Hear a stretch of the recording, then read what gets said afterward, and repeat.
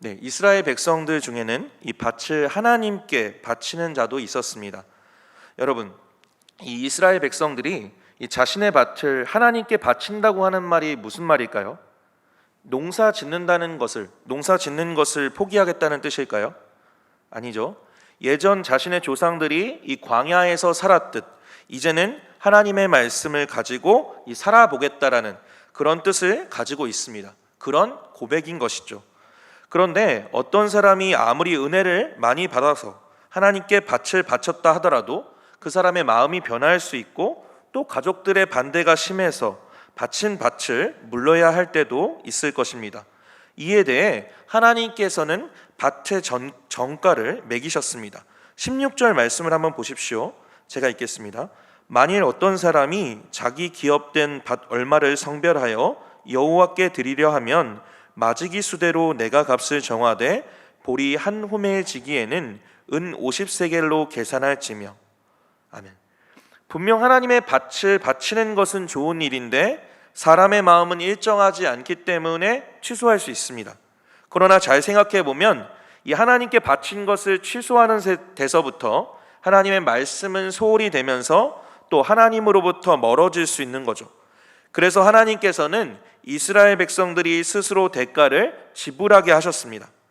하나님은 밭의 가치를 이 씨를 뿌리는 양으로 정하셨습니다. 그래서 씨를 한 호멜 뿌리는 이 밭의 가치를 은 50세겔로 정하셨습니다. 그러나 아무리 자기가 하나님의 밭을 바치고 물린다 하더라도 이 더 상위에 있는 하나님의 법, 즉 이 희년법을 무시할 수는 없었습니다. 그래서 남은 희년에 따라서 이 가격을 정할 수 있게 하셨습니다. 왜냐하면 모든 땅의 주인은 하나님이시고 이스라엘 백성들은 거기에 새들어서 이 사용만 하기 때문입니다.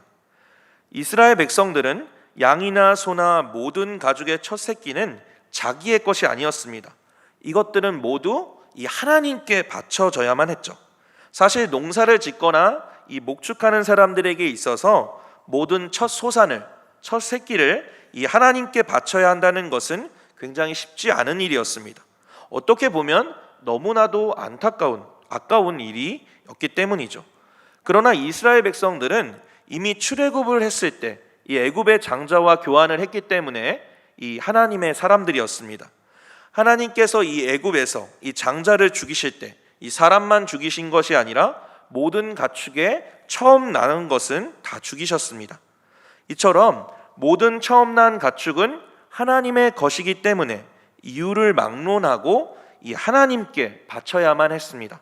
그래서 정상적인 양이나 소의 첫 새끼는 하나님께 번제물로 태우고 그 새끼가 장애가 있거나 흠이 있을 때에는 돈으로 바칠 수가 있었습니다.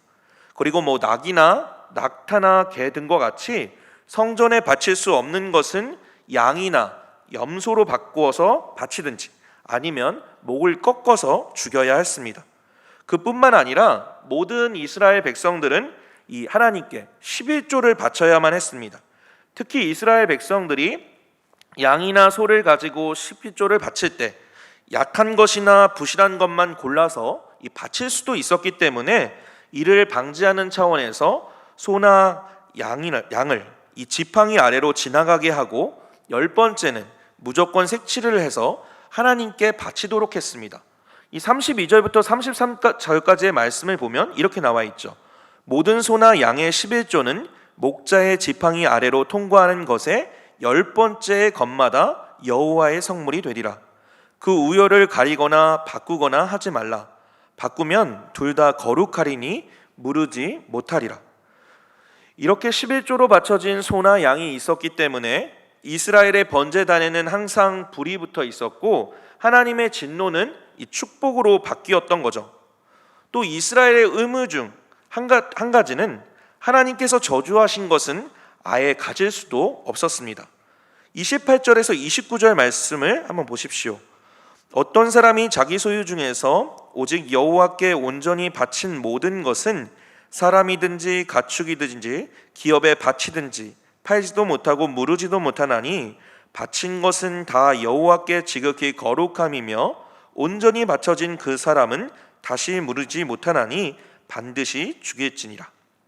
여기에서 여호와께 온전히 바쳤다라는 것은 이 히브리어를 의역한 것인데요, 히브리서에서는 이 헤렘이라고 합니다.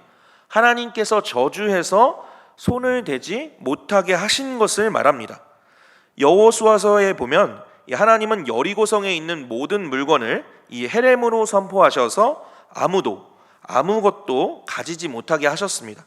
그러나 이 아간이 금덩이와 은덩이를 탐내고 이 외투를 탐내었다가 결국 이스라엘 백성들은 여리고성 전투 이후의 전투인 이 아이성 전투에서 참패하게 되어지죠. 이로 인해 하나님은 아간을 찾아내서 아골 골짜기에서 돌로 쳐 죽이게 하셨습니다. 또 헤렘은 이 여호수아서에서만 나오지도 않죠. 하나님께서는 사울 왕 때에도 이 아말렉 족속들을 헤렘으로 저주하셨는데, 사울은 형편없는 것만 죽이고 살찌고 보기 좋은 것들은 모두 전리품으로 가져왔다가 하나님 앞에서 이 왕으로서 실격 판정을 받게 됩니다. 그 후에 하나님은 이스라엘 백성들에게 우상의 제물이나 또 우상 신전의 물건들은 모두 헤렘으로 저주하셨습니다. 성경의 시대에만 그럴까요? 아닙니다.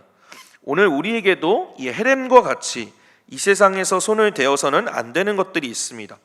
도박이나 마약에 관계된 것들이나 또 술이나 혹은 부정한 돈이나 자기 사람이 아닌 사람과 이 부적절한 관계를 맺는 것이 이에 해당될 것입니다.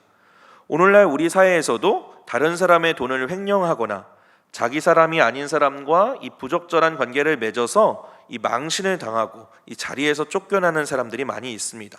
이 사람들은 바로 이 헤렘에 이 손을 대었기 때문인 것이죠.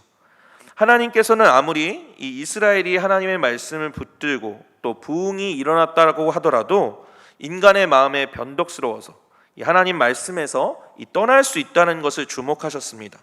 우리가 하나님의 말씀을 찾지 못할 때는 이 땅끝까지 가서라도 찾아야 하고, 이 찾고 난 후에는 이것을 끝까지 붙잡아야 합니다.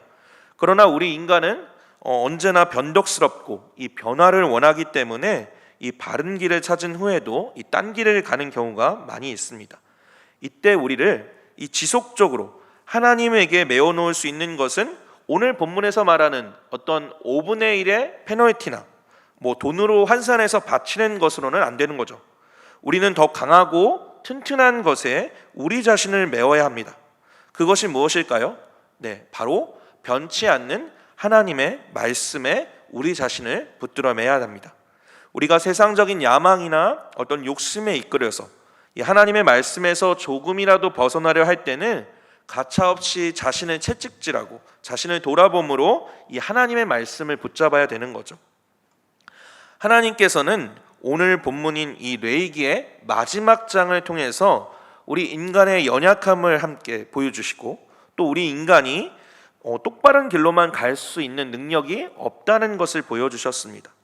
우리는 우리 자신을 하나님께 바치겠다라고 해놓고 이 취소하기도 하고, 또 소나 양을 바치겠다고 해놓고 또 아까워서 다른 것으로 교체하려고 하기도 합니다. 제가 소나 양이라고 이야기했지만 여기에 물질, 또 섬김, 헌금, 교회 봉사 등이 들어갈 수 있겠죠. 이렇듯 하나님께 은혜를 받았다고 하나님께 다 드리겠다라고 고백했지만 여러 상황과 환경으로 인해서 그 서원과 이 고백을 취소해야 할 때도 있었을 것입니다. 그러나 이러한 때에도 하나님께서는 우리가 이럴 수 있다는 것에 대해서, 또 넘어질 수 있다는 것에 대해서 그것을 생각하시고 비난하지 않으십니다. 오히려 하나님께서는 우리가 이럴 수밖에 없는 이 연약한 자라는 것을 깨닫고, 그래서 자신을 믿는 것이 아니라 세상적인 가치와 논리들을 믿는 것이 아니라 바로 변치 않는 하나님의 말씀을 믿으라고 하시는 거죠.